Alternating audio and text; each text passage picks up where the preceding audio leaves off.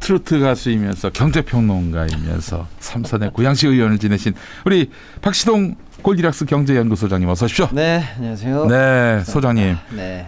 지난주 아주 역사적인 주간에는 또 하루 쉬셨고 탄핵이 이루어졌습니다. 예, 네. 감회가 남다르실 것 같아요. 그렇죠. 근데 지금 뭐 오늘도 금융 관련한 지금 안 좋은 소식들이 계속 있고 그래서 지금 뭐 걱정이 일단 이만저만이 아닙니다. 그래도 이제 큰 불은 좀 잡히는 양상이죠. 정치적으로는 일단 큰 산은 하나 일단 넘은 거죠. 예. 그러니까 이제 만약에 탄핵이 안 됐고 지금도 헤매는 상황이라면 샤트. 그러니까 간단하게 지금 일단 우리 경제가 지금 계엄에 핵폭탄을 맞았지 않습니까? 네, 그렇죠. 이게 지금 어떤 포커스로 좀 보셔야 되는지를 좀 짚어봐야 될 것 같아요. 900조가 날아갔다 이런 얘기가 나오던데요.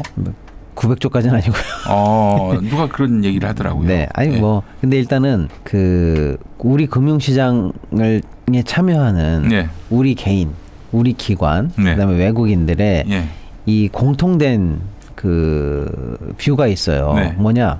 이건 나쁜 겁니다. 금융은 나쁜 거. 2차 계엄, 그러니까 계엄은 상상도 못하는 충격적인 상황. 그다음에 2차 계엄, 상상도 못하는 또 충격적인 상황. 그다음에 탄핵 부결. 이게 지금 또 이건 말도 안 되는 혼란상을 만들었던 거거든요. 자, 이 세 가지 흐름을 한번 보실 필요가 있어요. 첫 번째, 계엄이 그날 새벽에 밤에 일단 터지고 나서요. 3일 밤. 터지고 나서 2시간 만에 있었던 일을 잠깐 요약해드리면 그때 환율이 1,446원까지 올라갔어요. 그랬죠. 2시간 만에 40원이 올라갔고요. 그리고 우리 이 나라 그룹 기업들 중에서 미국 시장이라든지 런던 시장에 상장되어 있는 회사들이 있습니다. 이제 우리는 밤이었지만 거기는 거래하고 있는 낮이에요. 그렇죠. 그때 거의 6에서 9% 정도 직격탄을 맞으면서 급락을 했고요. 더군다나 이제 삼성전자 같은 우리나라 대장주도 런던 시장에서 6% 이상 빠지면서 그야말로 이제 이 계엄 사태라는 게 경제적으로 어떤 충격을 주는가가 그 2시간대 딱 보여줍니다. 한국 시장에서 짐 싸야 된다. 환율 지금 그러니까 환율이 2시간에 40원이 올랐다는 건요. 어떤 의미냐면은 오늘도 환율이 오르고 있습니다만 환율이 올라가는 국면에서 3달에서 4달 정도를 달려야 도달할 수 있는 수치를 환율이 올라가는 장에서 3달에서 4달 달려야 되는 수치를 2시간 만에 달성할 정도로 이거는 뭐 거의 핵폭탄급 사실은 경제적으로 보면 충격파를 던진 거죠. 그렇게 했는데 다행히 진짜 민주시민 여러분들께서 도와서 3시간 만에 일단 계엄이 해제가 됐습니다. 그때 제가 기억이 나는데 한덕수하고 최상목이 안 된다고 하면서 그 이후로 민주주의가 파괴된다 이게 아니라 경제가 망가진다. 그 얘기를 했었다는 거예요. 지들도 알고 있는 거죠. 지들도 알고 있는 거야. 일단은 뭐 내부적인 정치 문제를 뒤로 하더라도 경제적으로 이거는 지금 감당 안 되는 충격파라는 걸 알고 있는 거죠. 그래서 일단 3시간 만에 계엄이 해제되면서 역외 시장에서 환율이라든지 우리 주가 급락이 일단은 진정세로 들어왔습니다. 그리고 나서 이게 이제 중요한 거죠. 그러니까 계엄은 무조건 우리 경제의 충격파. 계엄의 반대 방향, 민주주의 복원이 오히려 시장 경제의 안정적인 호재. 이렇게 일단 봐야 되는 거죠. 실제로 이제 사실 제가 잘은 모르지만 이 신용의 그 어떤 기준, 국가 신인도의 기준이 정치적 안정이라고 하더군요. 그건 기본입니다. 이번에 뭐 오늘 할 얘기가 많기 때문에 자세히 말씀 안 드리겠습니다. 프랑스는 지금 정치적으로 불안하거든요. 등급이 내려갔어요. 프랑스 신용등급 내렸습니다. 그러니까 이게 우리도 내려간다 할 수 있는 말이 거짓말이 아닌 거예요. 프랑스 지금 전국 혼란상 때문에 실제로 내려간 상황을 보시면은 아실 거예요. 그런데 이제 그러고 나서 한 이틀 정도 이제 그나마 금융시장이 안정을 찾는 모양새를 띄었습니다. 그리고 나서 금요일이에요. 금요일 아침에 지금 이 시간대쯤 돼서 삽시간으로 시장을 강타한 소식이 뭐냐? 2차 계엄이 잘못하면 벌어질 수 있다. 그렇지. 라는 소식이 퍼지면서 환율과 금리가 발작 증상을 보이면서 급등을 했었어요. 근데 이제 그 다음에 국방부 차관인가가 직접 나와서 브리핑하면서 2차 계엄 없다. 뭐 이런 얘기를 하면서 진정세로 들어가면서 다행히 오후장 들어서 안정을 취했거든요. 이게 보시자는 거예요. 계엄 경제 충격파. 2차 계엄 있을 것 같다는 얘기만으로도 시장이 발작을 일으켰던 거고요. 그리고 이제 다음 날이 토요일이었습니다. 탄핵이 가결이 될 것처럼 생각해서 시장이 안정을 그나마 찾고 있었는데 12월 7일 내란당의 반동으로 인해서 탄핵이 일단 1차 부결이 됐습니다. 사실 뭐 투표 불성립이죠. 예. 그러고 나니까 주말에 한국의 이 탄핵 세력, 반란 세력들이 예. 탄핵을 어떻게든 막으려고 하는구나. 예. 잘못하면 이 내란 반란 세력들이 여전히 잔존하는 상황에서 정치적 혼란이 이어지겠구나라는 게 주말 사이에 예. 토요일, 일요일에 이제 시장에게 준 부정적인 시그널이죠. 예. 그러고 나니까 월요일에 예. 주가가 급락을 하죠. 그 탄핵 부결 소식이 월요일에 우리 시장을 강타해서 월요일에 소위 말하는 블랙 먼데이라고 하는 대급락이 일어납니다. 그렇게 해서 계엄, 2차 계엄 소식, 그다음에 탄핵 부결 이거를 통해서 월요일에 이제 떨어진 주가까지 해서 그때 날라간 돈이 144조입니다. 그러니까 계엄으로 인해서 적어도 150조 정도는 그냥 날려먹은 거예요. 정말 개새끼들입니다. 예. 그렇게 해서 일단은 탄핵이 부결됐는데 그리고 나서 일단 민주당이라든지 야권에서 계속 이 내란 반란 세력들의 음모 같은 것들이 점점 밝혀지면서 이제 탄핵 가결밖에는 정치적으로 답이 없다. 탄핵이 될 것 같다라는 얘기가 나오니까 그나마 시장이 조금 안정세를 보였죠. 네. 그래서 토요일에 탄핵 가결이 됐습니다. 예. 탄핵 가결이 되니까 비로소 시장이 그나마 약간 이제 안정세를 보이는 겁니다. 자, 그런데 점점 나오는 얘기가 이제 예를 들어서 뭐 윤석열이가 뭐 조사를 안 받네 헌재로 가서 뭐 시간을 질질 끄네 등등등 해서 이 혼란을 야기하려고 하는 내란 세력들이 있지 않습니까? 지금 또 국민의힘만 하더라도 그렇습니다. 그 헌법재판관 6인 체제로 그냥 판단해서 어떻게든 윤석열을 돌아오게 할. 한 명이라도 그래서 거기 윤석열 탄핵 반대한다 그렇습니다. 그러면 돌아오는 거예요. 이 그렇게 해서 만약에 말도 안 되지만 돌아왔다거나 어떤 식으로든 현재 재판이 계속 질질 끌어진다고 생각하면서 정치적 혼란이 가중된다라고 하면은요. 네.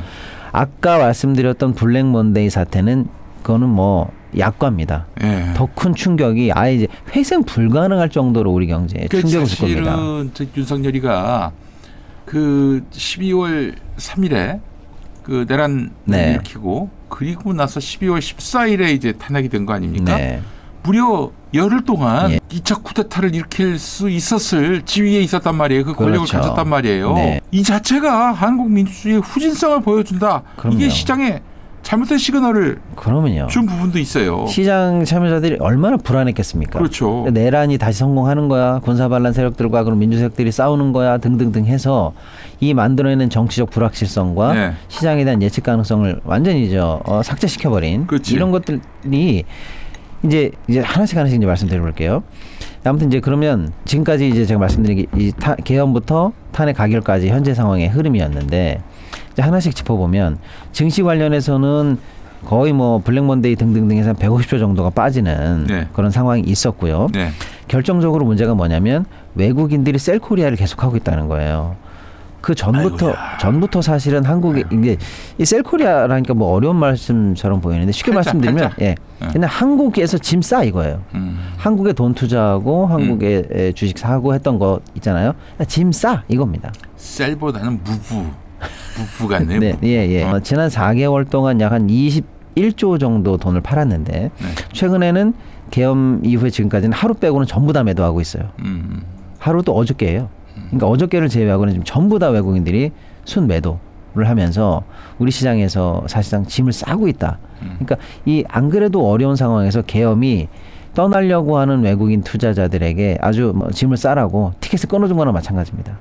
어마어마한 지금 진짜 경제를 작살 내려고 작정을 해도 이렇게 할 수 있을까 싶을 정도로 우리 시장의 대추락을 지금 현재 만들어 왔고요. 지금 방금 들어온 소식에 따르면 거부권을 끝내 행사했네요. 양곡법 등. 저기 특검법에 대해서 그 제의 요구한 건 아니고 양곡법 등 뭐 국회 증언 감정에 관한 법 등 6개 법안에 대해서 제의 요구를 했는데 거부권을 행사했습니다. 그러니까 한덕수 행보가 염려되는 거는 한덕수 경제 염려가 돼서 계엄령 반대했다는 거 아니에요? 근데 본인 자신이 지금 그 내란 세력들을 비호하면서 내란 세력이 복귀할 수 있도록 길을 깔아준다?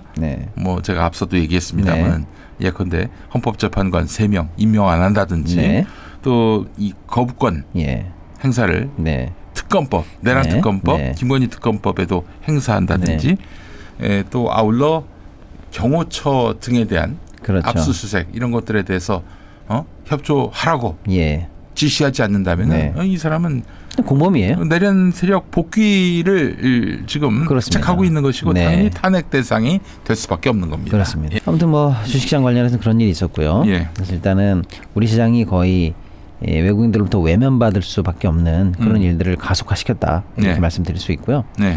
그 다음에 이제 환율이 가장 큰 걱정인데 오늘도 걱정입니다만은 이 계엄 세력들이 이 주식을 작살냈다면 그러니까 주식을 하방으로 떨어뜨리는데 이제 작살을 냈다면 환율은 이제 상방으로 환율을 올리는데 현재 지금 어마어마한 일을 저질렀는데 이게 네. 더 문제입니다. 예. 주식시장은 예를 들어서 한 140~50조 정도가 지난 블랙 먼데이 때 날라갔다고 치면은요. 네. 환율은 지금 오늘 아마 1,450을 현재 지금 돌파했다 말았다 막 지금 현재 하고 있거든요. 네. 아. 예. 근데 이제 문제는 환율은 우리가 지금 감당이 안 되는 수준이에요. 그런데 만약에 상방이 뚫리면 당국이 이 환율을 막아낼 수단이 만만치가 않아요. 뭐냐? 예를 들어서 환율 관련해서는 세부적으로 그동안 제가 딴 데서 말씀 안 드렸습니다만은 한 3번 정도 방어선을 설정했었어요. 네. 1,410원, 예. 1,420원 초반대, 예. 1,425원에서 후반대. 이렇게 3번 방어선을 설치하고 환율 개입을 했는데 막아지지가 않습니다. 외국인들이 짐을 싸고 나가는데 아이고 대책이 없어 대책이. 팔고 나가죠. 네. 그다음에 미국에서 강달러 계속되죠. 그러니까 답이 없어요. 그러면 결국 어떻게 하느냐. 정부 말은 이거예요. 2가지 대책을 강구한다라는 건데 하나는 국민연금을 동원한다는 거예요. 어떻게 동원하느냐. 요거는 아직 실행을 안 했습니다. 예. 근데 이제 실행할 예정이에요. 예. 오늘 지나고 나면 실행할 것 같아요. 예. 왜냐하면 이제 답이 없었거든요. 예를 들면 이런 거예요. 국민연금 이게 시장에서 환율이 왜 오르냐면 달러를 사겠다는 사람이 많은 거거든요. 네. 우리 원화를 팔겠다는 사람이 예. 많은 거고. 예. 그러니까 원은 점점 가치가 떨어지고 달러 가치가 올라가는 거거든요. 네. 근데 이제 국민연금이 해외에 투자하거나 할 때 네. 국민연금도 달러가 필요하면 시장에서 사야 될 거 아닙니까? 그러면 국민연금 너 시장에서 사지 마. 넌 좀 빠져. 라고 해서 국민연금을 시장에서 배제시키는 조치. 그게 뭐냐면 국민연금 달러 스왑입니다. 너는 시장에서 달러를 사지 말고 네. 네가 필요한 만큼 내가 줄 테니까 일로 와라고 해서 한국은행으로부터 직접 거래하자 이거예요. 그래서 국민연금이 원을 가지고 오면 한국은행이 외화 보유고로 비축하고 있는 달러를 국민연금에 주는 거예요. 그래서 서로 교환하는 거죠. 네. 이게 스왑입니다. 그럼 결국에는 시장에서 국민연금이 달러를 사지 않게 되니까 시장에다가 내는 압박을 좀 줄일 수가 있는 거죠. 네. 근데 반면에 국민연금은 예를 들어 이런 거예요. 1달러랑 1,000원이랑 바꿉시다. 이렇게 서로 한다는 거예요. 그럼 나중에는요. 정산을 합니다. 몇 달 있다가 1년 있다가 뭐 6개월 있다가 다시 정산하자 이렇게 해서 국민연금이 1,000원을 갖다 주면 한국은행이 1달러를 줬는데 1년 있다가는 다시 내가 네가 나한테 가져갔던 달러 가져와. 내가 너한테 원을 줄게라고 할 때 그때 사실은 마이너스를 찍고 줍니다. 뭐냐면 국민연금이 쉽게 말하면 너 나한테 1,000원 내고 1달러 가져갔지. 내가 다시 너한테 1달러 받고 난 너한테 970원 줄게. 이런 식입니다. 즉 국민연금이 한국은행과 달러 스왑을 하면 국민연금이 환차손을 입게 되어 있어요. 국민의 노후 그렇습니다. 자금인데. 국민의 노후 자금이 녹는 거죠. 그래서 국민연금과 한국은행이 현재 한 300억 불 정도의 수합을 하고 있는데 네. 요거 한도를 500억 불로 올리겠다라는 게 정부 대책입니다. 점점 더 해가지고 국민들의 노후 자금을 그렇습니다. 지물대로 갖다 써도 그렇습니다. 돼요? 아예 안 되죠. 그리고 이거는 진짜 극단적이면서 임시적이면서 일시적인 대책이고 항구적인 대책이 될 수가 없는데 이런 것까지 할 수밖에 없는 상황으로 현재 내몰리고 있습니다. 예, 전에 한번 말씀드린 유머인데 예. 어머 여보 어떡하지? 내가 가스불을 켜고 나왔네. 네. 그 남편이 아 괜찮아. 난 목욕탕불을 틀어놓고 나왔어. 이거하고 큰 차이가 없는 것 같아요. 그래서 아무튼 환율 관련해서는 지금 이게 계속 걱정이다. 그래서 정부가 막아낼 만한 현재 방어선이 막아냈어야 되는 방어선이 몇 번 뚫렸고 막아낼 만한 수단이 별로 없는 상황에서 국민연금까지 동원하려고 준비 중인 상황까지 내몰렸다. 야, 이렇게 보시면 되겠습니다. 국민들이 이거 예전에 기억이 나는데 네. 노무현 정부 때 국민연금이 문제가 있다라면서 막 조직적으로 촛불 시위까지 열려고 했던 분들이 네. 있었단 말이죠. 네. 그분들이 보면 기절초풍할 일이네 이게. 그렇죠.